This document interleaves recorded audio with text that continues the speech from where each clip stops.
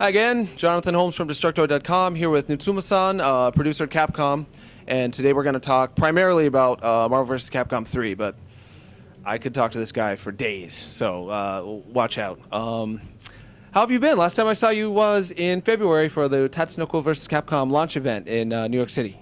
Since I last saw you, I've just been working on this game right here, Marvel vs. Capcom 3. I've been doing it day and night, been pretty busy, and I haven't had time to really think of anything else. I was kind of upset. I just interviewed you and asked you what you're working on, and you were like, I can't tell you, but maybe there'll be more Versus games. And maybe a month later, this got announced. I was like, oh, yeah, he could have told me. He held out on me. I'm so upset. Just, the company, the restrictions, I couldn't tell you then. I'm glad that I'm able to tell you about it now, and we're here at E3 to talk about it. I think it's another game in the Versus series that I'm known for, and I think it's a great game for people who are new to fighting games. They can just get in it and start playing. Because it's E3, a lot of the players out there and the fans, they won't get a chance to get their hands on it yet, but there'll be other events coming on and leading up until the release where they'll get their hands on it, so I'm looking forward to that. In terms of the system for Marvel vs. Capcom 3, I got a little time with it, and it felt like a cross between Tatsunoko vs. Capcom and Marvel vs. Capcom 2. Is that what you're going for, or are there other goals that you have in terms of designing the fighting system of the game? Actually, we're still working and refining the fighting system for the game, so what you have here on display at E3 is probably close to what you just described, a combination of the two games in one. But the ones actually that we're still working on, the recent versions we have at the company, are closer to what Marvel vs. Capcom 2 was. So the future versions that you'll get to try out, they'll probably be closer to what Marvel vs. Capcom 2 was than what you see here at E3. Is there any chance that any of the other features from Tatsunoko vs. Capcom, like the gigantic characters, may make their way into Marvel vs. Capcom 3? That's another thing we're still working on.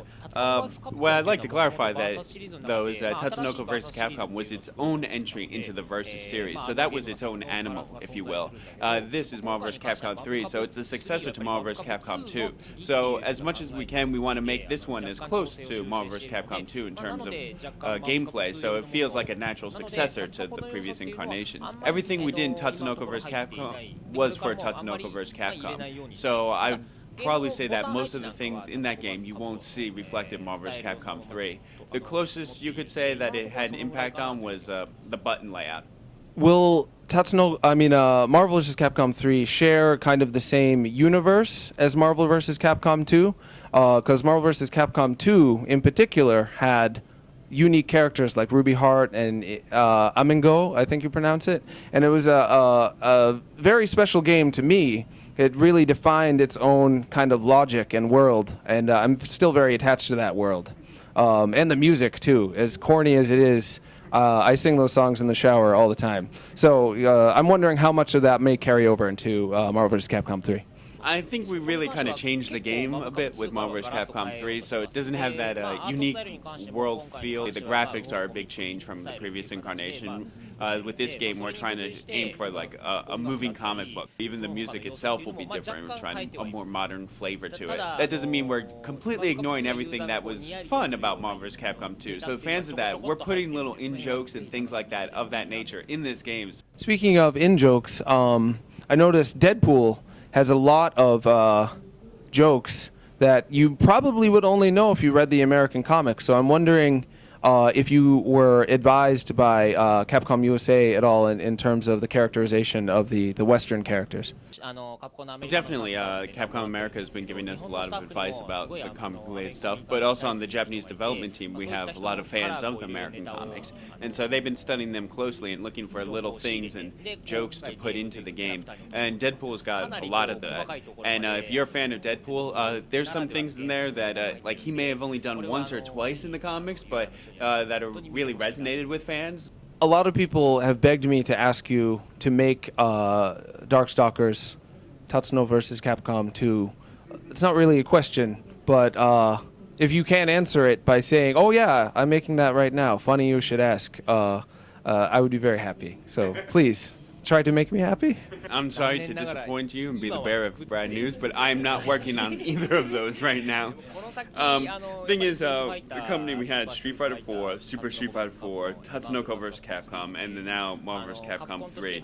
So we are working on fighting games. The fighting game genre is important to us, but our goal right now, especially my personal goal, is to make Marvel vs. Capcom 3 a success. I want to see that do well. And if that does well, then we can start thinking about other titles, continuing the fighting game genre. But if it doesn't do well, then there won't be any more entries. But I hope this does well, and then if it does, then we can start thinking about maybe another Darkstalkers or a sequel to Tatsunoko vs. Capcom.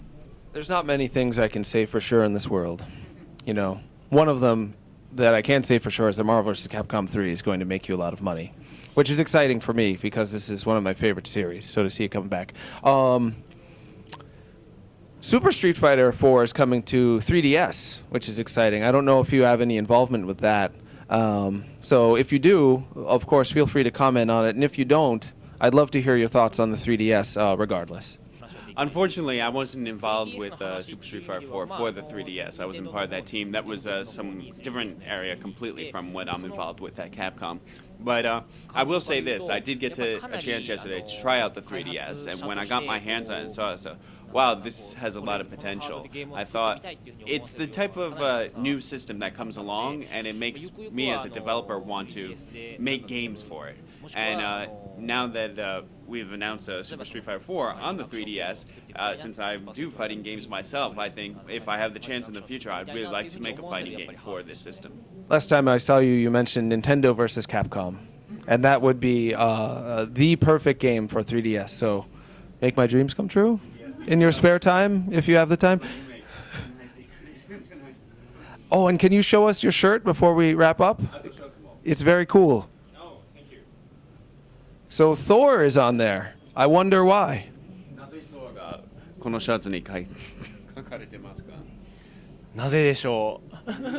That is a mystery, isn't it? Thank you so much. It's always so great to see you.